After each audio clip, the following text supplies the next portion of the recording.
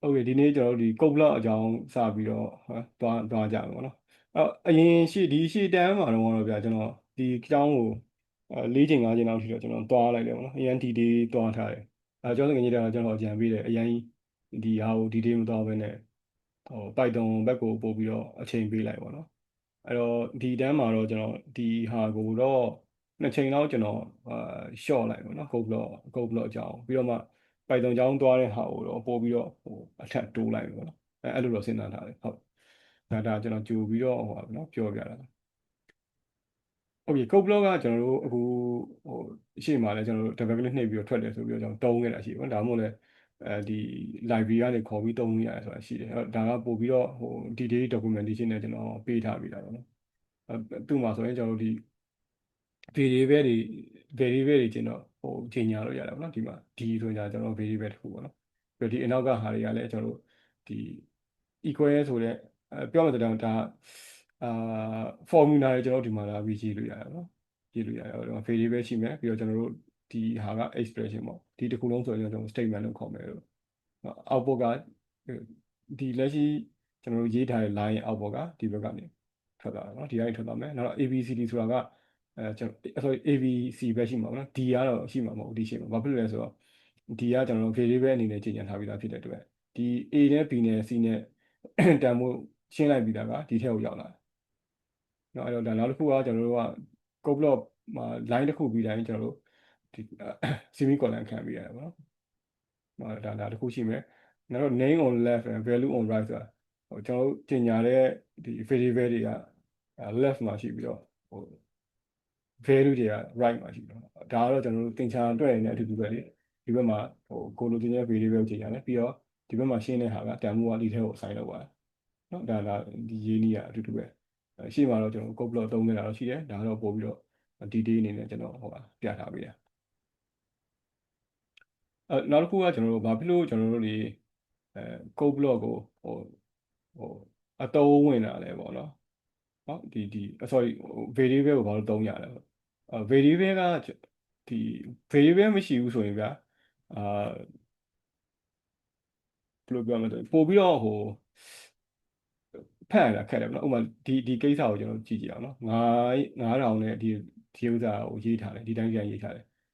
သူကကျွန်တော်တို့ကြည့်လိုက်ပြီဆိုရင်ဗျာဘာရေးထားလို့ရေးထားမှမသိဘူးပေါ့နော်ကြည့်လိုက်တာလေဒါဘာကိုတွက်ထားမှမသိဘူးformula တစ်ခုတော့တွက်ထားတာဖြစ်နေတယ်ဒါပေမဲ့လည်းကျွန်တော်တို့က variable တွေနဲ့ပြီးစံကြီးညာလိုက်တယ်ဆိုရင် row ရဲ့ length ကဘယ်လောက်တို့ width ကဘယ်လောက်တို့ပေါ့နော် door width တို့ height တို့စသဖြင့်ဒါမျိုးလေးကျွန်တော်ကြီးညာပြီးတော့မှနောက်ဆုံးမှာ calculation ကိုဒီတိုင်းလေးတွက်ထားတယ်ဆိုရင်ပြန်ကြည့်တဲ့အချိန်မှာဒီဟာကဘာကိုဘယ်ဥစ္စာကိုကျွန်တော်တို့calculation လုပ်ထားရလဲပေါ့နော်အဲ့တော့တစ်ခုခုတန်ဖိုးတစ်ခုကို change နေတာရှိတယ်ဆိုရင်ဒီဟာကိုကြည့်ပြီးတော့မှ variable တွေကိုကြည့်ပြီးတော့သိပြီးတော့မှ change လိုက်ရင်အဆင်ပြေတယ်ပေါ့နော်ဒါကတော့ဘယ် programming language မှာဆိုအတူတူပါပဲဒီ variable ကိုဘာအတောင်သုံးလဲဆိုတာဒီမှာဆိုကျွန်တော်တို့ကheight ကို change လိုက်ပါလို့ပြောနေဆိုရင်ဒီထက်ကဘယ်ဟာက height လဲဆိုတော့ကျွန်တော်စဉ်းစားအောင်ပေါ့နော်ဒီမှာဒါဆိုဘယ်ကောင် height လဲ width ကို change ပြီးwidth ကိုတန်ဖိုးတစ်ခု change လိုက်ပါလို့ပြောတယ်ဆိုရင် width ကဘယ်ကလဲလူတိုင်းကြည့်နေကျွန်တော် variable တွေအဖြစ်ထည့်ထားပြီးတာကပို့ပြီးတော့တုံးတဲ့အခါမှာကို create လုပ်တာပဲဖြစ်ဖြစ်ဒါမှမဟုတ်ကိုလုပ်ပြီးသားကိုတခြားလူတယောက်ကပြန်ကြည့်ပြီးတော့ modify လုပ်ချင်တာပဲဖြစ်ဖြစ်ပေါ့နော်ပို့ပြီးတော့အဆင်ပြေတယ်ပြီးတော့ဒီတစ်ချောင်းနှစ်ချောင်းနဲ့ရေး programming ကတော့ဗျာရေးမယ်ဆိုတာline 4-5ချောင်းလောက်နဲ့မဟုတ်ဘူးပေါ့နော်ကျွန်တော်တို့တကယ်ရေးရမယ်ခါတွေကအရှည်ကြီးတွေဖြစ်နိုင်တယ်အဲ့တော့ data ပေါက် variable တွေ create လုပ်ပြီးတော့မှ data တွေထည့်ထားဖို့လိုတာဟုတ်အဲ့တော့နောက်တစ်ခုကဒီ reusable ဆိုတာကကျင်ညာထားပြီးသွားရင်ဗျာကြိုက်တဲ့နေရာမှာဒီအောက်မှာကြိုက်တဲ့နေရာမှာပြန်ခေါ်သုံးလို့ရတယ်ပေါ့နော်အပေါ်မှာကျင်ညာထားတဲ့ variable ကိုလိုတဲ့အချိန်မှာအဲ့ variable ကိုခေါ်သုံးလိုက်တယ်ရမယ်နော်အဲ့တော့ဒါကကျွန်တော်တို့ဘာဖြစ်လို့ variable ကိုသုံးတာလဲဆိုတာအဓိကဒီအကြောင်းလေးပေါ့နော်အဲ့တော့ code block ထဲမှာကျွန်တော်သုံးမှုဆိုရင် variable တွေကျင်ညာပြီးသုံးတာမျိုးတွေကြည့်လာမယ် list ထဲက data တွေကိုကျွန်တော်ယူရင်အောင်မှပဲဗျာဟိုဒီ variable လေးတွေကျင်ညာပြီးတော့ယူတာပို့ကောင်းတယ်ပေါ့နော်ဥပမာ grid ထဲကနေပြီးတော့ sorry အိမ်စင်းကနေ import လုပ်ထားတဲ့ data တွေပေါ့နော်column ရဲ့ data ကဒီ list တစ်ခုရဲ့ data ကဘာလဲဆိုတာမျိုးနော်ဒီမှာလာပြီးတော့အဲဟုတ်တော့ကျွန်တော်ဟိုတနေ့က grid အကြောင်းရေးခဲ့တာမျိုးဆိုရင်နော် စသဖြင့်ပေါ့နော် H script ကဝင်လာတဲ့list ကနော်ဝင်လာတဲ့ list က index number 0ဒါမျိုးလေးပြောလိုက်ပြီဆိုရင်တိသွားပြီနော်ဒီကောင်ကဒီကထွက်တဲ့တန်ဖိုးကဒါ H script ပေါ့နော်နောက်တစ်ခုက Y script စသဖြင့်ဒါက example ပြောတာပေါ့နော် variable တွေပေးထားတယ်မဟုတ်ရင်ဗျာဒီတိုင်းကြီးလို့ရတာမရဘူးမဟုတ်ရတယ်ဒါဒီတိုင်းကြည့်လိုက်ပြီဆိုရင်ဒါဗန်တန်ဖိုးလဲပေါ့နော်ဟိုဒီတိုင်းကြည့်တယ်မသိတော့ဘူးနော် variable လေးတွေကျွန်တော်တို့ချိန်ညာထားတယ်ဆိုရင်တော့ပြန်ဖတ်တဲ့အခါမှာဘယ်အချိန်ပဲဖြစ်ဖြစ်ကိုပြန်ကြည့်တဲ့အခါဒါမှမဟုတ်လေဒီ script တစ်ခုကိုကျွန်တော်ရေးနေတဲ့အတွင်းမှာပဲဘယ်တန်ဖိုးတွေယူသုံးရမယ်ဆိုတာပြန်ရှာရတာလည်းလွယ်တယ်ပေါ့နော် reference လုပ်ရတာလွယ်တယ်နော်အဲ့တော့ဒါဘာဖြစ်လို့ variable တွေကိုကျွန်တော်တို့သုံးကြတယ်ဆိုတဲ့အချက်ပေါ့နော်နောက်တစ်ခုကအဲ့ဒီ variable တွေကိုသုံးတဲ့အခါမှာ naming rules တွေရှိတယ်ဒါကဒီ rule မှာ rules တွေကတော့ကြာcode တစ်ခု programming language မှာတော့အများသောအားဖြင့်တော့ဆင်ပါတယ်နော်တူတူပဲဒီမှာဆိုရင်ကျွန်တော်တို့အာ underscore ကိုရှေ့သုံးမှာသုံးလို့ရတယ်ပေါ့နော်ပြီးတော့နောက်ဒီမှာဆိုရင်ကျွန်တော်ဘာလို့သုံးလို့မရဘူးnumbers ကိုရှေ့သုံးမှာသုံးလို့မရဘူးဒါကျွန်တော် Python ကြရင်လည်းဒီတိုင်းပဲနော်ဒါအခုလက်ရှိကျွန်တော်ပြောတဲ့ဟာကဘယ်နေရာဘယ် language မှာမဆိုအတူတူပဲ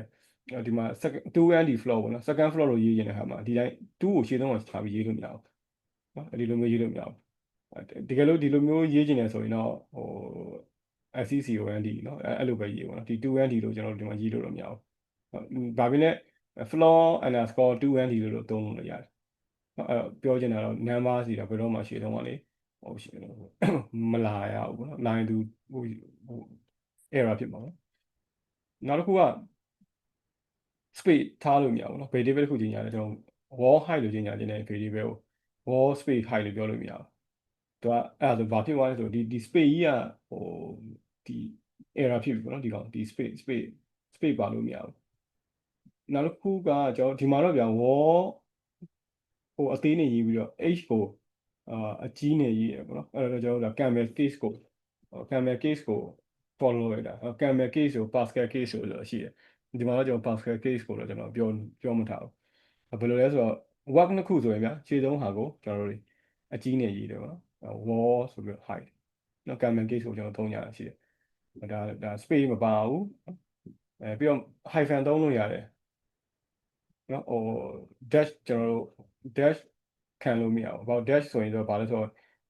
minus တို့ယူစသွားပြီပေါ့နော်အဲ့ဒါလည်းဘယ် language မှာမဆိုပဲ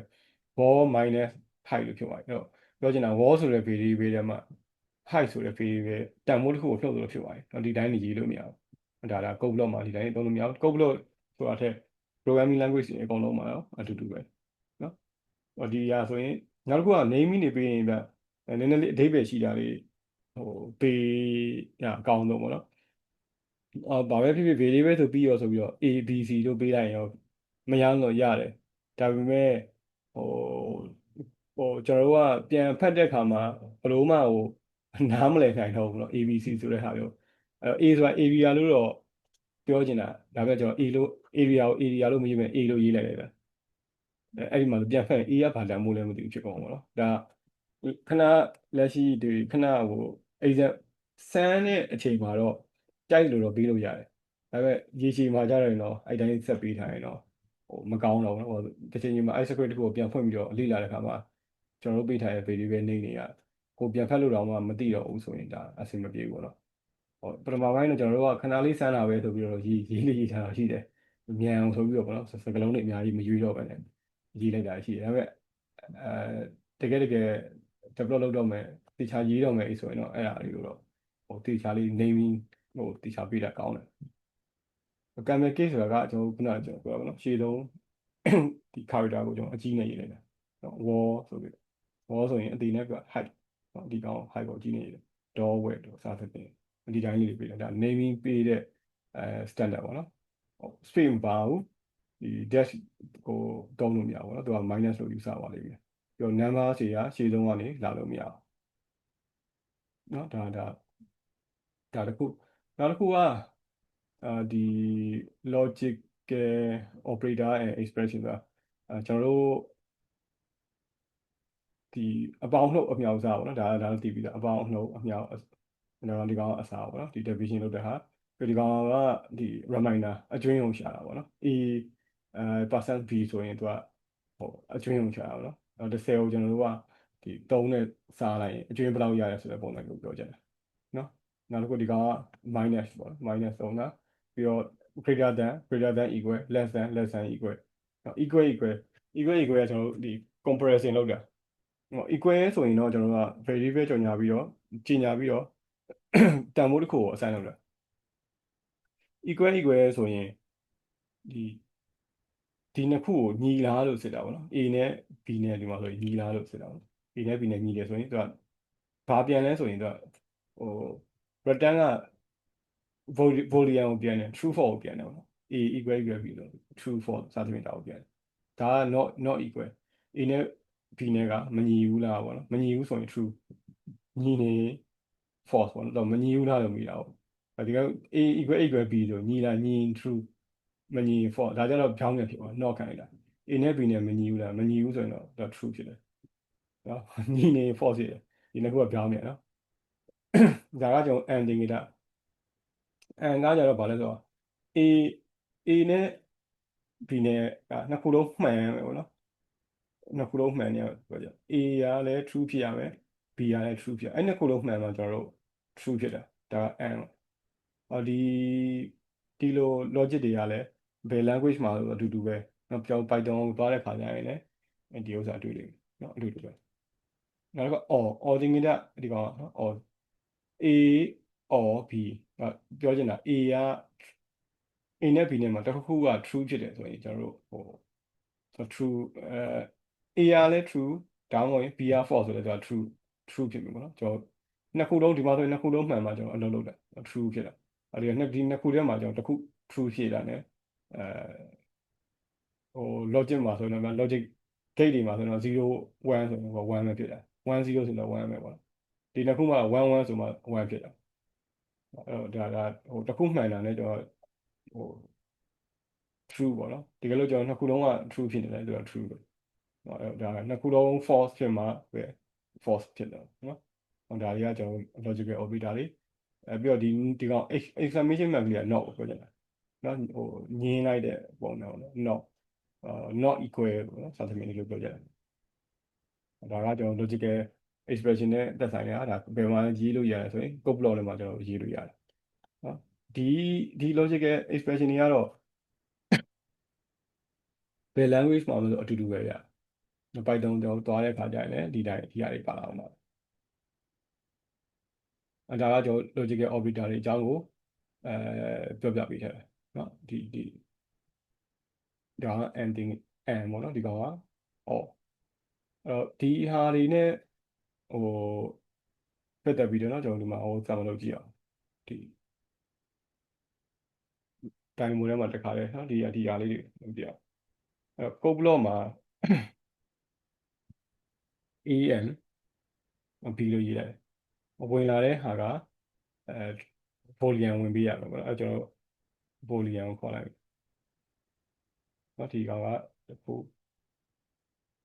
အရင်တော့ကျွန်တော် gate တွေအကြောင်းကိုကျွန်တော်ထည့်ပြောသေးတယ်ဗျဒီမှာတော့အဲ့တုန်းကတော့ knowledge အနေနဲ့ဆိုပြီးတော့ပဲပြောလိုက်တာ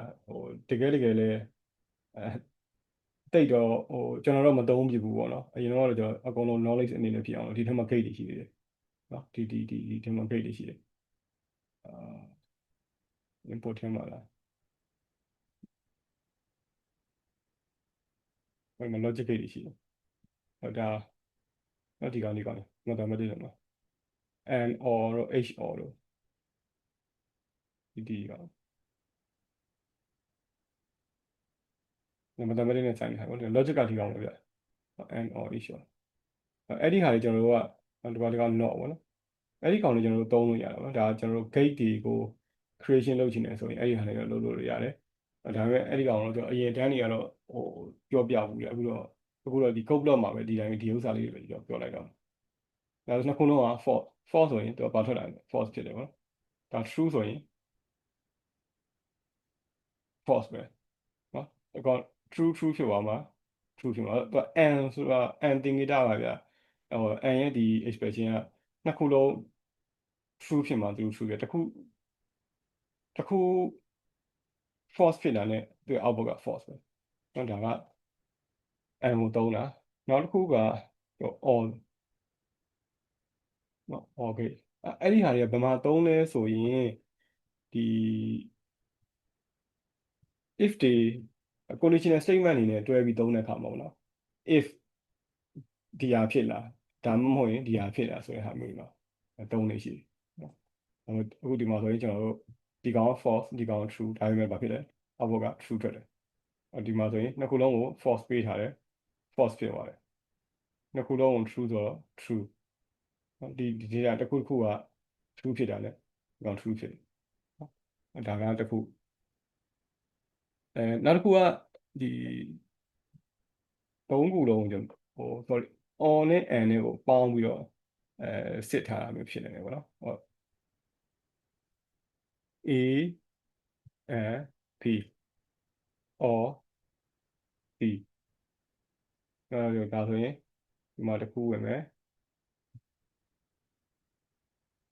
ဒီမှာတစ်ခုကျွန်တော်တို့ run လိုက်တယ်ဆိုရင် A နဲ့ B နဲ့ကသူက and နဲ့စစ်ထည့်တာA and B ဒီနှစ်ခုလုံးမှန်ပါ true ဟုတ်ရောကျွန်တော်ဒီကောင်ဒီနှစ်ခုလုံး true ပြလိုက်မယ်ဒီနှစ်ခုလုံး true ဖြစ်သွားပြီဆိုတော့သူကဒီကောင် true ဖြစ်မှာနော်အဲ့တော့ output ကဘာထွက်လာလဲ true တော့ပြောချင်တာ or နဲ့ခံထားကြအောင်ဒီက true or ဒီကောင် true ဒါဆိုရင်သူက true ဖြစ်မှာဟုတ်ဒီမှာတော့ A နဲ့ B နဲ့ကို true သွင်းထားတာဖြစ်တဲ့ဒီကောင်ကကျွန်တော်တို့ဒီ true ဖြစ်သွားပြီနော် true ဖြစ်တဲ့သူမှန်သွားတာဖြစ်တဲ့အတွက်တကယ်လို့ဒီကောင် false C က false ဖြစ်နေလဲသူက true ပဲပြတ်ထွက်ပြီအဲ့တော့တကယ်လို့ဒါကကျွန်တော်တို့ဒီကောင်ကို false ပေးလိုက်ရင်ရော true ပဲဘာဖြစ်လို့လဲဆိုတော့ C တန်ဖိုးကမှန်နေပြီပေါ့နော် true ဖြစ်နေတယ်အဲ့ဒီအကုန်လုံးဒီတိုင်းဆိုရင်တော့ false ဖြစ်မှာဘာလို့ဒီကောင်နဲ့ဒီကောင်နဲ့က false ဖြစ်သွားပြီဒီကောင်နဲ့ false ဖြစ်နေတယ်ဒါ output က false လာထွက်ပြီးတော့အဲ့ဒါတွေကကျွန်တော်တို့နောက်ရက်တွေမှာဒီcode block မှာကျွန်တော်တို့ဒီ if code လေးတွေကျွန်တော်ဒီမှာရေးကြည့်မယ်ပေါ့နော်ဒီ code block ထဲမှာအဲ့ဒီခါကျရင်เนาะတွေ့လိမ့်မယ်ဘယ်လိုသုံးရမလဲဆိုတာလို့ if condition တွေကအသုံးတည့်တယ်ပေါ့နော် code block မှာပဲသုံး Python မှာပဲသုံးအသုံးတည့်တယ်အဲ့ဒါပဲဒီတန်းမှာတော့ကျွန်တော်နှစ်ချိန်လောက်ကျွန်တော်code block ကြောင်းကိုရှော့လိုက်เนาะ okay ဒါကကျွန်တော်တို့ဒီ logical operator နဲ့ဆိုင်နေတာနောက်တစ်ခုကဒီ node to code ဆိုတာကျွန်တော်တို့တွေnote တွေရေးထားပြီးသားပေါ့နော်အဲ့ဒါကိုကျွန်တော် code အဖြစ်ပြန်ဒီလို code အဖြစ်ပြန်ပြောင်းလိုက်လို့ရတယ်เนาะအဲ့ဒီဟာလေးတစ်ချက်ကျွန်တော်ကြည့်အောင်example မှာတော့ကျွန်တော် line creation လုပ်ထားပါ line dot point step point end point ဒီထက်ကိုဗာထည့်ပြရမှာဆိုရင် step point နဲ့ end point နဲ့ထည့်ပြရမယ်ည point creation လုပ်အောင်နော်ပြီးတော့ point dot point coordinate ဆိုတော့ဒီကောင် point ကိုဒီကိုတစ်ခုတင်မယ်ဒီက point ရတယ်ဟောဒီကိုတစ်ခုတင်မယ်ဒါဆိုကျွန်တော်တို့ line creation လုပ်လို့ရပါတယ်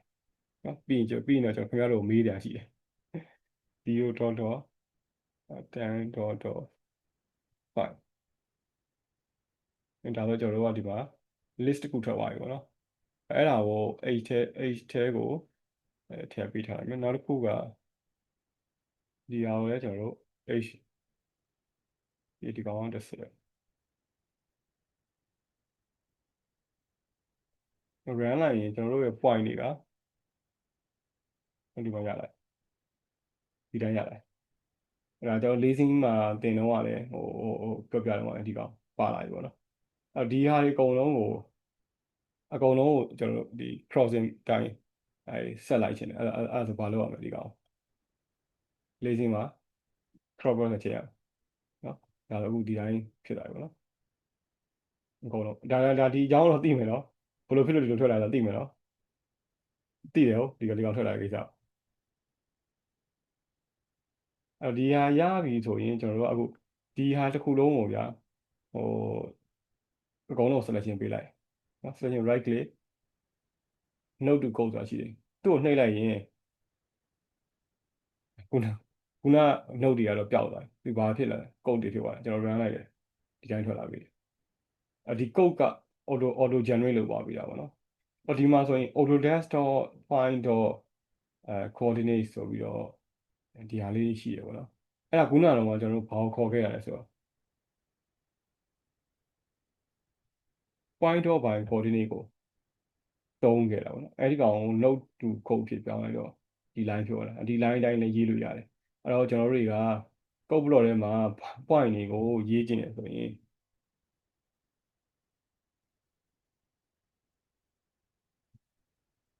point.by coordinate ဆိုရှိတယ်အဲ့ဒီမှာ h1 ကိုထည့်ပေးရမယ်ဒီလားဒီမှာ h နဲ့ y နဲ့ရှိတယ်နော် h ကိုကျွန်တော်20ကိုထည့်လိုက်မယ်နော်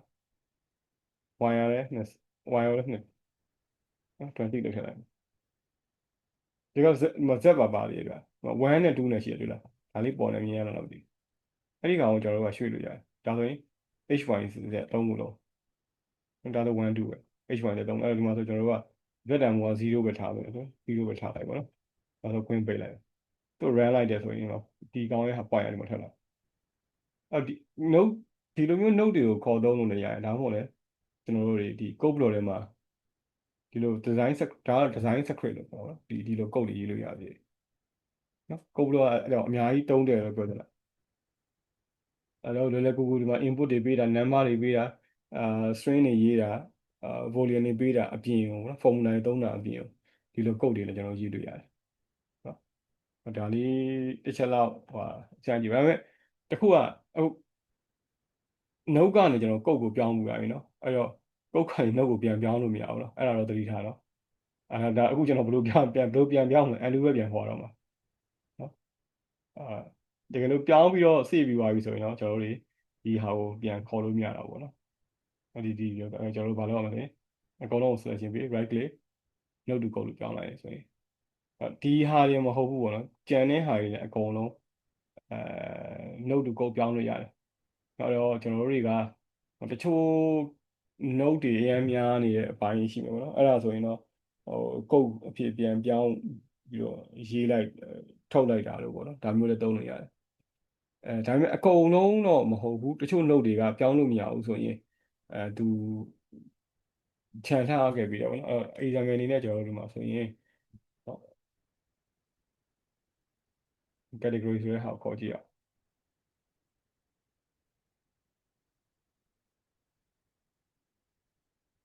ဘောဆိုပြီးကျွန်တော် all elements of category ဆိုပြီးကျွန်တော်ခေါ်လိုက်မယ်နော်ပြီးတော့ parameter တစ်ခုခုယူကြည့်တာပေါ့နော်get parameter value by name ပေါ့နော်string ခုပြင်လိုက်ပြီ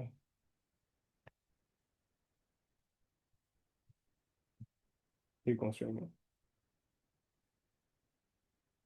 ညာဒီမှာ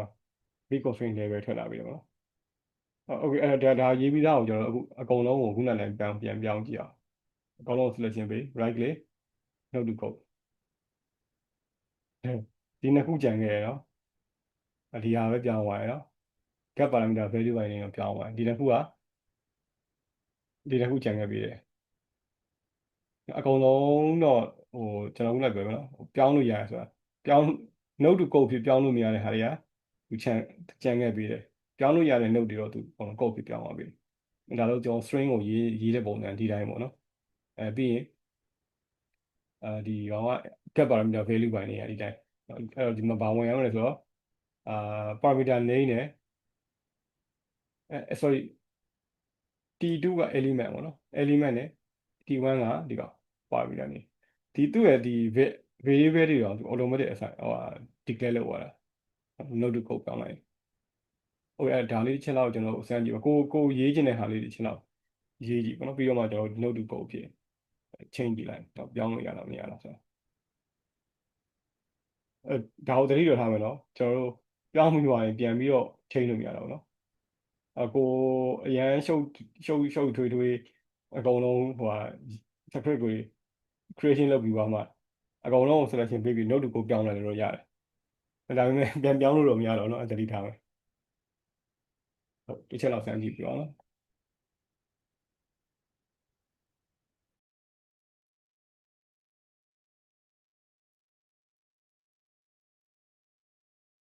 Okay နောက်တစ်ခုကကျွန်တော်ဒီ name ဟိုဘယ်လိုပြောရမလဲ family name တွေကို view name တွေပေါ့နော်အဲ့ဒီဟာတွေကိုကျွန်တော်တို့ဒီဟိုဟာထဲမှာပဲအာ family အခုဒီမှာတော့ family နေပေါ့နော်ပြန်ပြီးတော့standardize လုပ်လို့ရတယ်ပေါ့နော်ဟိုမှာဘယ်ဥစ္စာတွေကိုတော့ဘာဘယ်လိုမျိုးလောက်လိုက်ချင်တယ်ပေါ့နော်ဥပမာကျွန်တော်တို့ view name နေမှာဗျာ keyword တွေကဘယ်လိုတွေပါနေလဲပေါ့နော်အဲ့ဒီဟာတွေကျွန်တော်တို့ပြန်ပြောင်းတာလို့ပေါ့နော်အဲ့ဒီဟာတွေလုပ်လို့ရတယ်အဲ့ဒီ file ကိုကျွန်တော်ခင်ဗျားတို့ dyn file ဆိုပြီးတော့တက်တက်ပေးထားရှိတယ်ပေါ့နော်ဒီနေ့ပေါ့လည်းမတင်ပေးထားရှိတယ်အဲ့ဒီဟာလည်းကျွန်တော်စမ်းကြည့်အောင်အဲ့ထဲမှာတော့ကျွန်တော်ဒီ Python နဲ့ရေးထားတဲ့ကုတ်လေးတစ်ခုတော့ပါတယ်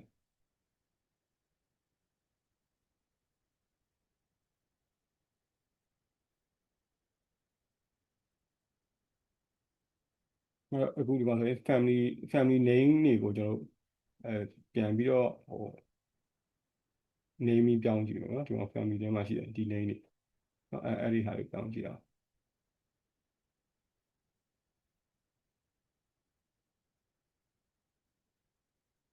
sorry ဒီကံတော့လက်ရှိကားတဲ့ project တွေမှာရှိနေကျွန်တော်တို့ဒီမှာ family ဆိုပြီး class က family ကိုတောင်းထားတယ် all elements of class ဆိုတော့ကျွန်တော်ဒီ family နဲ့ဆိုင်တဲ့element တွေအကုန်လုံးကျွန်တော်ဒီမှာထွက်လာတယ် all elements of class ဆိုတော့အဲ့ဒီဟာကိုမှကျွန်တော် list of claim ဆိုတာကနားဖြစ်နေတဲ့ဟာတွေပါတာပေါ့နော်ဒီထဲမှာပါနေလားမသိဘူးနော်တွေ့တော့မတွေ့ဘူးနော်ဒီတော့နား value ပါတယ်ဆိုရင်ကျွန်တော်တို့ကဒီကောင်နဲ့ဖယ်လို့ရတယ်လေ list of claim နဲ့ဒါရှေ့မှာလည်းကျွန်တော်တို့ပြောခဲ့ပြီးသား true ဆိုရင်ကျွန်တော်တို့ဟိုဟာindex တွေကို preserve လုပ်ထားတာဒီတော့ false ဆိုရင်ကျွန်တော်တို့ဒီဂျာထဲမှာပါနေတဲ့နားတွေကိုဖယ်ပေးပါတော့နော် true ဆိုတော့နောက်ဆုံးဟာကိုပဲဖယ်ပေးတယ်နော်ဒါဆို list of claim ကျွန်တော်တို့ဒီဟာက element နေတယ်ပါတော့ကျွန်တော်နားဖြစ်နေတာပါတယ်ဖယ်လိုက်ပြီဒီအထိဆိုရင်တော့ကျွန်တော်တို့ run လိုက်တယ်ဆိုရင်ကျွန်တော်ရဲ့ family name တွေပေါ့နော်ဒီမှာရှိတဲ့ family name တွေနော်ဒီ family name တွေအကုန်လုံးရပါတယ်ရသွားတဲ့ခါကျမှကျွန်တော်တို့အဲ့ဒီ name တွေကိုဒီမှာပြန်ပြီးတော့ပြောင်းကျင်တယ်ပေါ့နော်ဒါ free ဆိုထားလိုက်မယ်ဒီမှာဘာထည့်မလဲဆိုတော့ရှေ့ဆုံးပါဗျာဒီ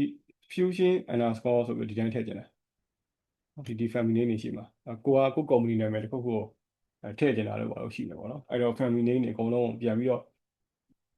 rename လုပ်နေရတာလို့ဘာလို့ရှိနိုင်တယ်ပေါ့နော်အဲ့ဒါမျိုးမလုပ်ဘူးနောက်တစ်ခုက view name တွေမှာလည်း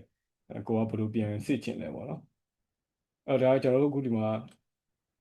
string.change case ဆိုတာကဘာလို့ရလဲဆိုရင်ဒီကနေပြီးတော့ string တစ်ခုဝင်လာတယ်ဒီ string ပြီးရင်ကျွန်တော် upper ဆိုတာကသူ့ upper case ဖြစ်ပြောင်းကျင်လား lower case ဖြစ်ပြောင်းကျင်လားပေါ့နော် false ဆိုရင်တော့ကျွန်တော်တို့ဒီမှာအကုန်လုံးက lower case ဖြစ်သွားတယ် true ဆိုရင်အကုန်လုံးက upper case ဖြစ်သွားတယ်အဲ့တော့မှဒီဟာကဟိုဒီ name တွေကိုကျွန်တော်ယူပြီးတော့ဆက်လို့ရပါပြီပေါ့နော်ဒီကောင်တစ်ချက်ကြည့်အောင်နော်ဒီမှာဘာလုပ်ထားလဲဆိုတော့ string ကိုကျွန်တော် split လုပ်ချင်တယ်ပေါ့နော် split လုပ်ချင်တယ်ဒါတော့ကျွန်တော်တို့သူ့ရဲ့ဒီ name တွေကို fusion underscore ဆိုတဲ့ဟာနဲ့ကျွန်တော် split လုပ်လိုက်တယ်လုပ်လိုက်ရဆိုရင်ဒီကောင်ကြီးပြန်ရတယ်ပြောချင်တာတကယ်လို့ဒါကျွန်တော်တို့တွေကအကြောင်းတစ်ခုခုကြောင့်ဗျာဟို name တွေကိုsplit ပြောချင်တာတကယ်လို့ကားရဲ့ project ထဲမှာကျွန်တော်တို့တခြားနာမည်တွေပါမယ်ပေါ့နော်ရှေ့ဆုံးမှာအဲ့ဒီဟာတွေကျွန်တော်ဖြုတ် split လုပ်ပြချင်တာပေါ့ဒီတိုင်းလုပ်လို့ရတယ်နော်ဒီတိုင်းလုပ်လို့ရတယ်ပြီးတော့အဲ့ဒီမှာတကယ်လို့ဒီထဲမှာ space ဗျာအများကြီးပါနေပြီပေါ့နော် white space ဆိုဥပမာ keyword တစ်ခုနဲ့ word တစ်ခုနဲ့တစ်ခုကြားမှာ space မှာတစ်ခုတည်းပို့တဲ့ space ပါနေပြီပေါ့နော်ဒါမျိုးဆိုရင်ကျွန်တော်ဘယ်လိုဖယ်လို့ရတယ်ဆိုရင်ဒီကောင်လေးနဲ့ဖယ်လို့ရတယ် string white space string white space ဆိုတာကျွန်တော်တို့သူ့ရဲ့ဒီရှေ့နဲ့နောက်နဲ့မှာရှိတဲ့ဟာပေါ့နော်ရှေ့ဆုံးနဲ့နောက်ဆုံးမှာကျွန်တော်တို့ဒီ white space အများကြီးပါနေရဆိုရင်ဒီကောင်နဲ့ဖယ်ပေးလို့ရတယ်နော်ဒီဟာကိုဒီ value ကိုကျွန်တော်တို့ပြန်ဆက်ကြည့်တာပေါ့နော်ဒီဟာကို upper case အဖြစ်ဒီမှာချိန်ထားတာပေါ့နော်ဒီကညတဲ့တန်ကိုကျွန်တော်ဒီကိုလာပြီးထည့်လိုက်မယ်နော်ဒီကိုထည့်လိုက်မယ်ဒီဥစ္စာကိုကျွန်တော်ပြီးမှထပ်ပြီးတော့ဆန်းလိုက် အခုချိန်မှာ run ရင်တော့ဒီဟာတွေအကုန်လုံးက upper case တွေအဖြစ်ချိန်သွားတယ်နော်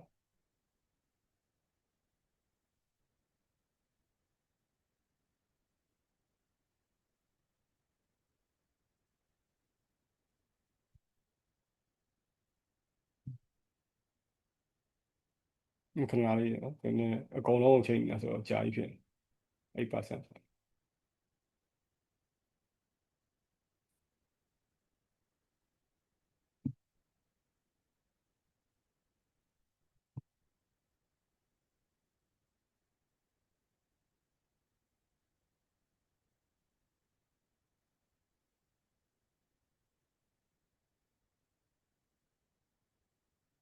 45 recording လေးခဏရထားတာကြာနေတယ်နောက်တစ်ခုကဒီ view sheet creation เนาะကျွန်တော်တို့တွေsheet တွေကိုဒီ dynamo နဲ့create လုပ်လို့ရမှာเนาะပြီးခဲ့တဲ့ဘက်တော့ကျွန်တော် view creation လုပ်တဲ့ဟာတွေတွားခဲ့တာဆရာဟိုကလေ ဟုတ်ကဲ့ပြော replace နေရာလေး screenshot လေးပို့ပေးလို့ရလားဟို down နားတဲ့ဟာနဲ့မတူလို့ဆရာဟုတ်ပြီကျွန်တော်ဒီ file ကိုကျွန်တော် save လိုက်မယ်เนาะ save ပြီးပို့လိုက်မယ်okay ဟို screenshot တော့ပို့လို့ရရင်ဒါ save ပြီးပို့လိုက်ရဆိုရင်ပို့ပြီး reference လုပ်ဟုတ်ဆရာဟုတ် okay please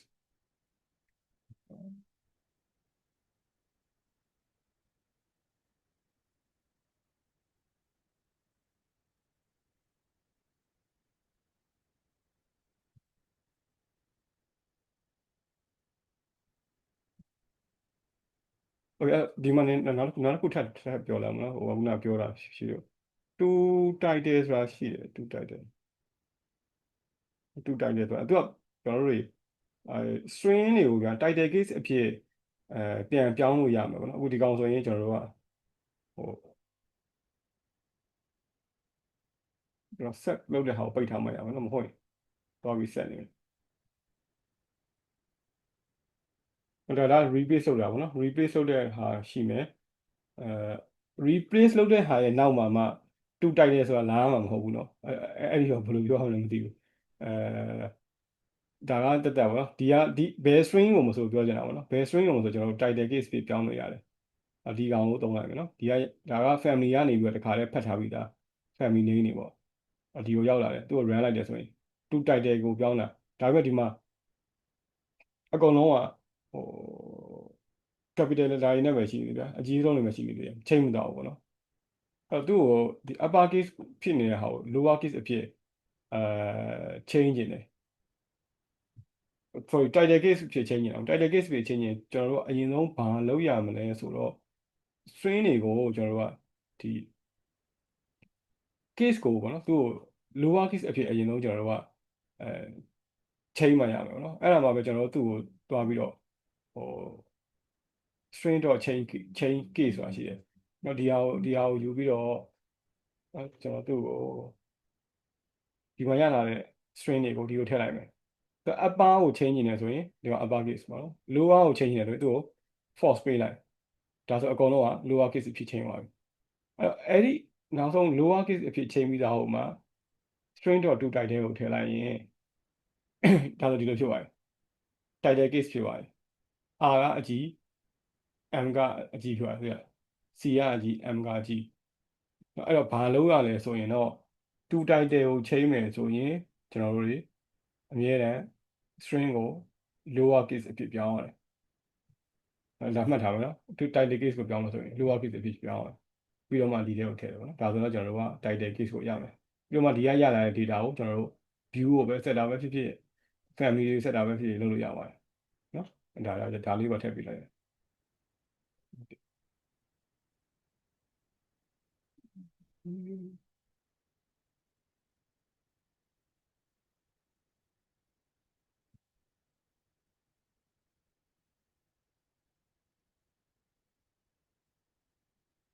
တ်ပြီနောက်တစ်ခုကဒီ string ကိုstring ကို view တွေကိုကျွန်တော်တို့ sheet creation လုပ်လို့ရမယ်ပေါ့နော်အဲ့တော့ဘာရှိလဲဆိုရင် sheet.by number and title block and view ဆိုတာရှိတယ်နောက်တစ်ခုကဒီကောင် s ပါတယ်ပေါ့နော်သူက view multiple view တွေကိုကျွန်တော်တို့ sheet ပေါ်တင်လို့ရပါတယ်နော်view sheet အဖြစ် creation လုပ်လို့ရပါတယ်အဲ့တော့ဒါကိုတစ်ချက်လောက်စမ်းကြည့်ရအောင်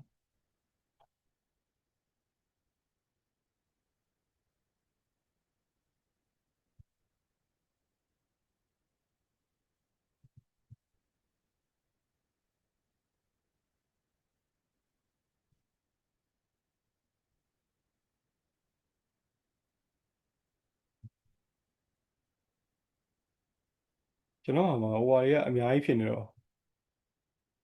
တိုက်တယ်ဖတ်မလာတော့ by number and develop ဒီကောင်ရှိတော့ by name number develop တော့ရှိ creation လုပ်တဲ့ခါမှာရှိ name ထည့်မယ်ရှိ number ထည့်မယ် develop ထည့်မယ်sorry view ထည့်မယ်ဒီကောင်မဟုတ်ဘူးဗျဒီကောင်မဟုတ်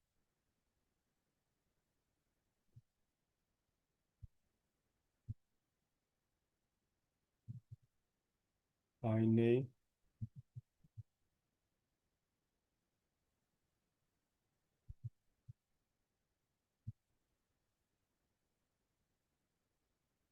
by name number and develop ဒါ family type ကြောင့်မဟုတ်သေးဘူးဒီထဲမှာဝင်ကြည့်တာပေါ့ rabbit ထဲမှာဒီမှာရှိတယ်မှာပါဒီကောင် by name number and develop and view ရှိမယ်နောက်တစ်ခုက by name number and develop and view ဒီနှစ်ခုဒီမှာဆိုဒီနှစ်ခုပါကွာလဲဆိုတော့ဘယ်မှာရှိတယ်မှာနော် rabbit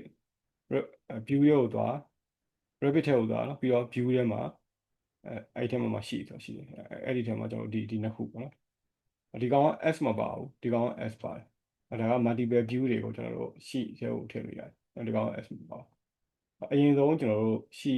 name ကိုပေးခြင်းတဲ့ name တစ်ခုကိုပေးပေါ့နော်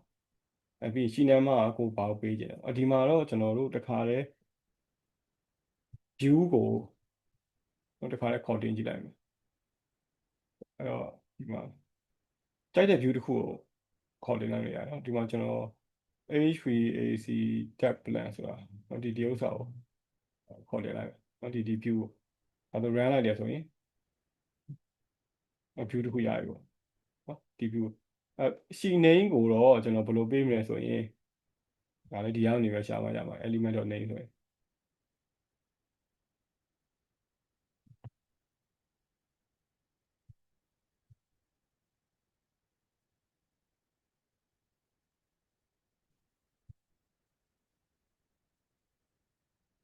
element.name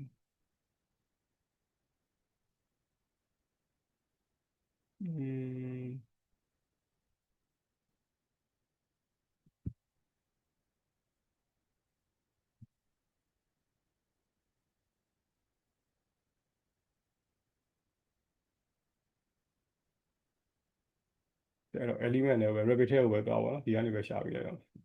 rabbit ထဲကိုသွားကျွန်တော်ဒီမှာဆိုရင် element ကိုသွားဒီမှာ element ကိုထပ်သွားဒီမှာ join ဒီကောင်နော်ဒါဆိုကျွန်တော်တို့သူ့ရဲ့ဒီ view name ကိုရပါပြီပေါ့ run လိုက်တယ်ဆိုရင် view name ရပါတော့ဒီ name ကိုရှိ name အဖြစ်ကျွန်တော်တို့ပေးလိုက်ပါတော့တိုက်တာပေးလို့ရတယ်နော်ကိုပေးခြင်းနဲ့ရှိ name ပေးလို့ရတယ်အခုဒီ view name နဲ့တူမှလည်းမဟုတ်ဘူးနော်ကိုကြိုက်တဲ့ name ပေးလို့ရတယ်ရှိ name ကကိုကဟိုဘယ်ဟာကိုပေးခြင်းလဲပေါ့နော်ဟိုမှာ A1 ဒီတိုင်းပေးလိုက်ပဲဒါရှိ name ကတော့ကျွန်တော် unit ဖြစ်မှရအောင်နော် unit name ဖြစ်မှရမယ် title block family အဲ့တော့ family type ဆိုတာကိုသွားပြီးတော့ဒီထဲမှာ title block နဲ့ type နဲ့ family ရှိတယ်အခုဒီမှာတော့ကျွန်တော် A0 matrix ဆိုတဲ့ဟာကိုယူပြီးတော့ထည့်လိုက်မယ် view ကဒီ view ကိုကျွန်တော်ယူလိုက်ဒီ view အခုချိန်မှာကျွန်တော်တို့သူ့ကို run လိုက်ရင်ရှိထဲမှာပေါ့နော်ဘယ်နေအရင်ဆုံးကြည့်တာပေါ့ရှိမှဒီမှာ1ခု2ခု3ခု4ခု5ခု6 9ခုရှိတယ်အဲ့တော့ဒီမှာ HVAC tab plan ဆိုတဲ့ဒီထဲမှာမရှိသေးဘူးเนาะကျွန်တော် run လိုက်ဒီမှာဆိုရင် HVAC tab plan ဆိုတာဝင်လာပြီเนาะ HVAC tab plan ဝင်အဲ့တော့ view ကိုခေါ်တင်သွားလာဆိုတော့ view ကိုခေါ်မထည့်မသွားဘူးเนาะရှိတော့ထွက်သွားတယ်ဒီကောင်လက်ချက်ကြည့်ကြအောင် blank ရှိဖြစ်ရနော် okay ဒီဟာက maybe ဒီထဲကိုကျွန်တော်တို့တင်ပြီးသားလည်းဖြစ်နေနိုင်တယ်ပေါ့နော်HVAC tab plan ဒီ view တစ်ခုထပ်ပြီးချိန်ကြည့်အောင်level 1 level 2เนาะ HVAC tab plan ဆိုတော့ပြန်ထပ်ပြီးတင်ကြည့်လိုက်ဒါကိုထပ် run လိုက် ဒါဆိုတော့ရောက်လာပြီအဲ့တော့ဒီမှာဆိုရင်ကျွန်တော်တို့ဒီ view ကိုတခါလဲ sheet တခါလဲ creation လုပ်လိုက်တယ်ပြီးတော့တခါလဲဒီ view ကိုပေါ့ဒီပေါ်တခါလဲတင်လိုက်တယ်နော်ဒါပေမဲ့ကျွန်တော်တို့ view ကtitle block ရဲ့ center မှာတော့လာကြမနေပဲနဲ့ဘာဖြစ်နေလဲဆိုတော့ဒီဘက် down လေးမှာလာပြီးတော့သူကဘယ်လိုလဲဆိုတော့ဟို lower left corner မှာလာပြီးတော့ align လုပ်ပြီးတော့ဒီ view တွေဒီအတိုင်းကျွန်တော်တို့တွေview တွေကိုရှိပေါ်ကိုခေါ်တင်လို့ရတယ်အဲ့တော့ပြောစရာရှိတာကဟိုတခုချင်းဒီကိုယ့်ဟာကိုယ်ဆွဲတင်လိုက်မှာပေါ့ဆိုတဲ့ဟာမျိုးပြောစရာတော့ရှိတယ်ဒါပေမဲ့ကျွန်တော်တို့ကဘယ် view တွေအကုန်လုံး automatic အကုန်လုံးတင်ပြီးချင်တာလဲပေါ့နော်တခုချင်းဒီအဲ့တော့အဲ့ဒီပုံမှာမူတည်ပြီးတော့မှဒီထဲကိုဝင်လာတဲ့ view list ပေါ့နော် sorry view name list ပေါ့နော်ဒီမှာလည်း view list ဝင်လာဒါဆိုကျွန်တော်ရှိတခုချင်းဒီ view တခုချင်းဒီကိုview 10ခုကိုရှိ10ခု creation လုပ်ပြီးတခါလဲဒီရှိပေါ်တင်လိုက်တာမျိုးလည်းလုပ်လို့ရနိုင်တယ်နော်အဲ့ဒါတခုနောက်တစ်ခုကတကယ်လို့ပြောရင်ဒီ view scale တွေကိုအခုချိန်မှာအာဟို change နေတယ်ဆိုတော့ change လို့ရတယ်။ view scale တွေကျွန်တော်အခုမှ change set scale ဆိုတာကိုသုံးပြီးတော့ set scale ဆိုတာကိုသုံးပြီးတော့ဒီ view ကို scale ဘယ်လောက်ထားခြင်းလဲပေါ့နော်။1 to ဘယ်လောက်ထားခြင်းလဲ။အဲ့တော့100လို့ကျွန်တော်ထားမယ်ဆိုရင်ဒီတိုင်းပေါ့နော်။အခုလောလောဆယ်ဘယ်လောက်ထားတာလဲကြည့်အောင်နော်။1 to 100ဆိုတော့ကျွန်တော်တို့ကပြောင်းလိုက်မယ်နော်200လို့ကျွန်တော်ချိန်လိုက်ဒီကောင်ကိုကျွန်တော်ဖြတ်လိုက်မယ်နော် delete ဆိုပြီးတော့အခုကျွန်တော်ပြန် run လိုက်မယ် okay ရှီနမ်းမကရှီပြီးသားဖြစ်နေပြီတဲ့ရှီနမ်းမကကျွန်တော် unit ဖြစ်ရမှာဆိုတာ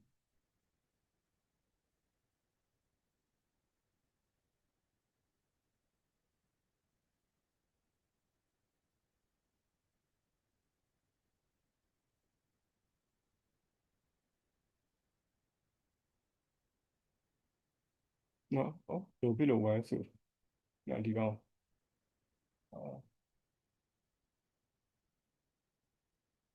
โอเคဒီမှာမရှိတော့ဘူးနော်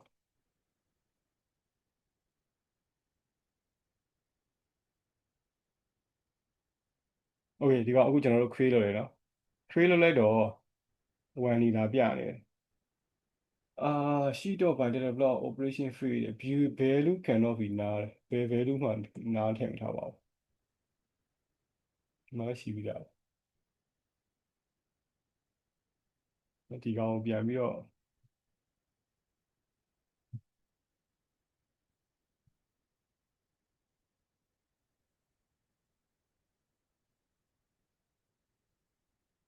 delete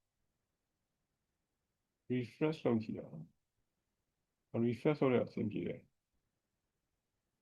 ရပါတယ်နော်ဒီ note ကြောင့်ဖြစ်နေဟုတ်လားဒါဆိုကျွန်တော်ဒီမှာကြည့်မယ်ဆိုရင်1 to 200ဖြစ်သွားတယ်တခါလဲview scale ကိုကျွန်တော်ချိန်တယ်ဗျာချိန်ပြီးမှဒီ view ပေါ်တခါလဲတင်လိုက်တာပေါ့နော် scale တွေလည်းကို sheet creation လုပ်မယ် view ပေါ်တခါလဲတင်တယ်အဲ့ဒီအပြင်မှာကိုထားခြင်းတဲ့ scale ကိုပါထားလိုက်လို့ရတယ်အဲ့တော့ကျွန်တော်တို့ပြောစရာရှိတာကဒီဟာကိုရွှေ့လို့မရဘူးလားလို့မေးကြရရှိတယ်အဲ့ဒီဟာတော့ရွှေ့လို့ရတယ်ကျွန်တော်တို့အဲ့ဒီဟာကဒီတူ view ပေါ်ကိုပေါ့နော်ပြန်ပြီးတော့နေရာချလို့ရတာရှိတယ်ကျွန်တော်မနေ့ကရရင်အဲ့ဒီကိစ္စကိုပြောပြပေးနော်နောက်တစ်ခုကအခုဒီကောင် multiple view တွေဒီကောင်တစ်ခုတည်းကျွန်တော်တင်ကြည့်တာပေါ့နော်ဒီကောင်ကကျွန်တော် multiple view တွေ view တစ်ခုတည်းပို့တဲ့ဟာတွေကိုဒီပေါ်တင်ကြည့်မယ်အကုန်လုံးကအတူတူပဲရှီနေရယ်ရှီနမ်းပါရယ်tele block ရယ်အတူတူပဲဒီမှာတော့ဗာပဲဆိုတော့ view ဆိုတာဒီ list ဝင်လာမှာပေါ့နော်ဒီ view list ဒါလေးပဲကွာသွားတာအဲ့တော့ဒီအပိုင်းအကုန်လုံးကိုကျွန်တော် copy ပို့လိုက်မယ်ဒီမှာတစ်ခုထားလိုက်ဒီဟာကမသုံးတော့ဖြစ်တဲ့အတွက် freeze လုပ်ထားလိုက်အဲ့တော့ဒီမှာကရှီ name ကိုတော့ကျွန်တော် multiple view တင်မှာဖြစ်တဲ့အတွက်example တိုင်း clean plan ရှိလို့ပြရတယ်ဒီကောင်ကရှိ she name မှာကျတော့ C နော်ဒီတိုင်းပြလိုက်ရှိလမ်းမဟုတ် title block ကတော့ဒီကောင်ပဲသုံးမယ် view ကကျွန်တော် view list အဖြစ်ထည့်ရမယ်ပေါ့နော်အဲ့တော့ view list ကို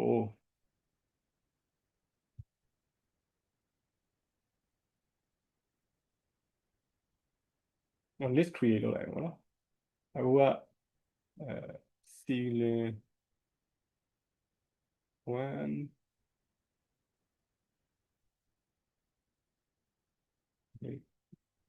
level 1 ceiling plan နော်ဒီကောင်တစ်ခုဒီထည့်လိုက်မယ်ပြီးတော့က level 2 ceiling plan ဆိုတဲ့ဟာကိုကျွန်တော်ယူလိုက် level 2 ceiling plan level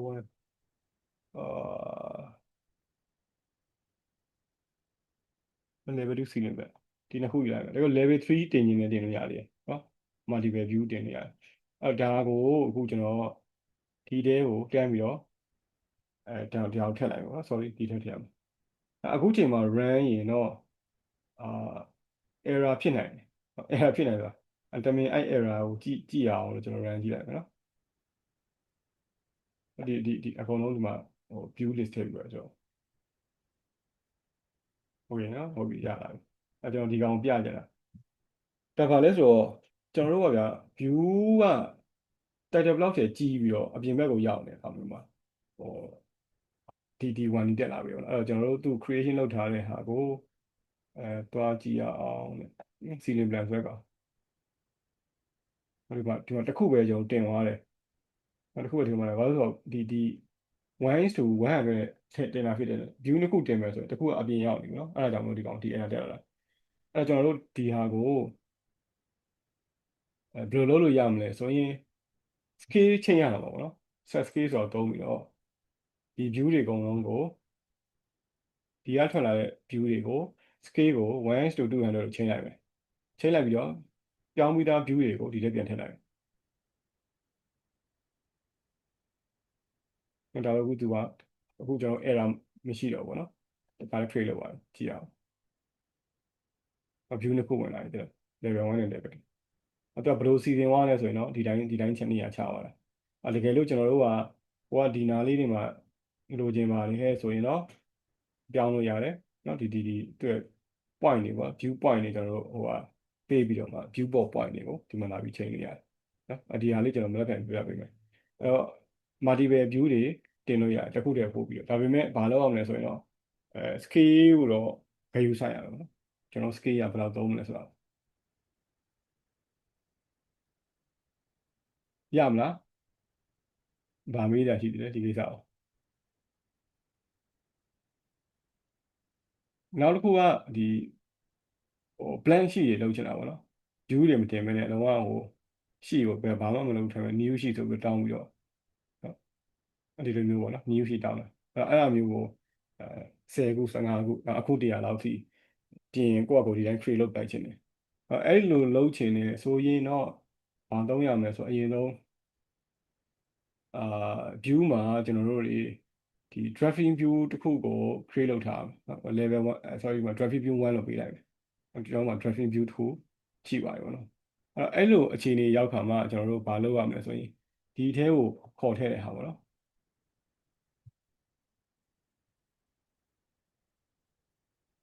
ဒီမှာတင်ရမယ့် view ကို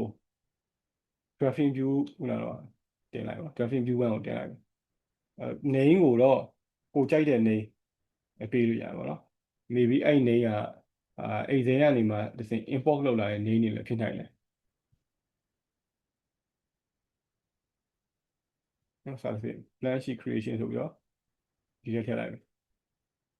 ဒါကိုကျွန်တော်တို့တွေ free ဆိုလိုက်မယ်ဒီမှာ C number ကတော့ကျွန်တော် unit ဖြစ်ရမှာဖြစ်တဲ့အတွက်ဒါကိုကျွန်တော်ချိန်နိုင်မယ် title block ကဒီ title block သုံးမယ် drafting view ဖြစ်တဲ့အတွက်ဟို scale change ပေးတာမလို့ပေါ့နော်ဒီတိုင်းပေးလိုက်ဒါကျွန်တော်တို့သူ့ကို run လိုက်ရင်ဒီမှာ run လိုက်တယ်ဆိုရင်ဒီ blank sheet ထွက်လာလိမ့်မယ်နော်ဒီ run လိုက်blank sheet creation ဖြစ်သွားတယ်အဲ့တော့ဒီလိုဟာမျိုးကိုနော်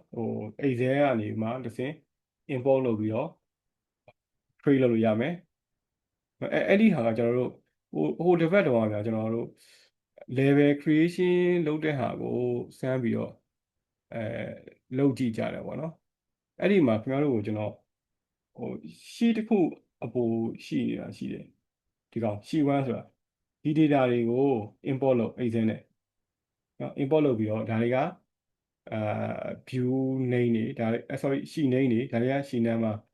အဲ့ဒီအတိုင်း import လုပ်ပြီးတော့ကျွန်တော်တို့ဘာလုပ်ရမလဲဆိုရင်ရှီ name တွေကိုဒီထဲကိုထည့်ရှီ name တွေကိုဒီကိုထည့်လိုက်ပြီးရင် graphing view တစ်ခု create လုပ်ထားလိုက်ပါနော်နောက်တစ်ခုကကိုလိုချင်တဲ့ဒီ title block ကိုဒီမှာလာပြီးတော့ရွေးပြီးတော့ထည့်ထားပေးလိုက်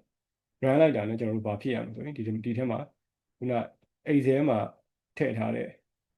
ဒီရှီ number တွေနဲ့ရှီ name တွေအတိုင်းဒီ blank sheet တွေ creation လုပ်အောင်ရမလားတကယ်လို့ကျွန်တော်တို့ကနောက်တစ်ခုဘာလုပ်လို့ရနိုင်လဲဆိုရင် current project ထဲမှာရှိတဲ့ဒီ view တွေကိုလေး floor plan တွေကိုပေါ့နော်ဒါမှမဟုတ် ceiling plan တွေကိုဒါမှမဟုတ် section တွေကို view name တွေကျွန်တော်တို့တွေ